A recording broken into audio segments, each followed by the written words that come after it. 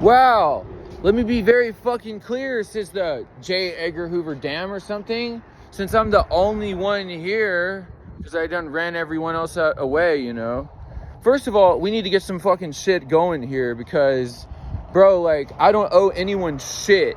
And, like, when your home has to move with a gun in it because some people robbed the fuck out of you and, like, everyone you're associated with, bro, and half of them already done left the country because they didn't even want to fight, because they didn't even give a fuck. They'd rather just, like, move somewhere else.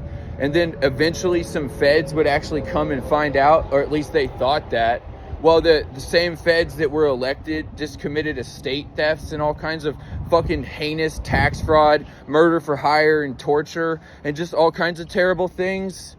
Like, motherfucker, when you pop into a social situation with people like me who are just like immediately victims with no closure, don't act like you can sit there and quid pro quo me, motherfucker. Like, I don't even have a tax return for 20 years backwards because I was being fucking dual booked and I suffered the health ramifications of that shit and got no fucking closure.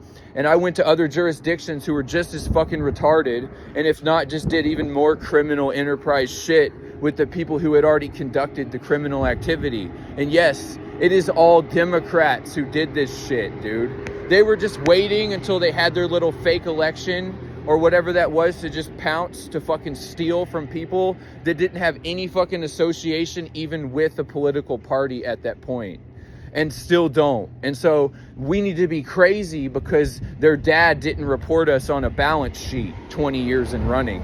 And that's interesting because why has American Express got to delete $300,000 of cash deposits?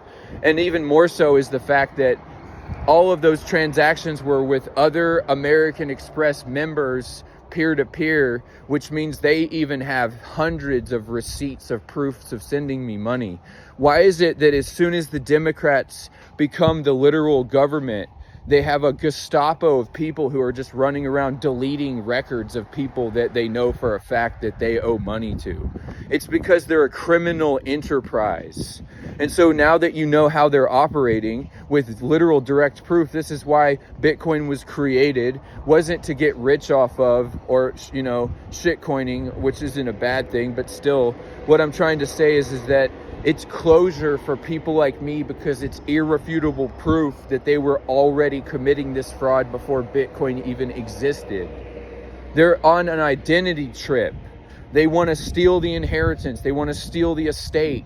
And any bullshit that they could potentially throw into you is just a deterring of the fact that they've already conducted the theft.